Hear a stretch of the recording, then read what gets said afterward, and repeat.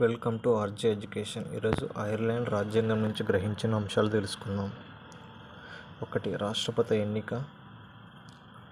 2. రాజ్యసభకు ప్రముఖులను రాష్ట్రపతి నామినేట్ చేయడం. 3. ఆదేశిక సూత్రాలు. ఇందులో మనకు రెగ్యులర్గా అడిగే క్వశ్చన్ ఏంటంటే ఆదేశిక సూత్రాలు ఏ రాజ్యాంగం నుంచి గ్రహించారు అని. ఐర్లాండ్ రాజ్యాంగం నుంచి.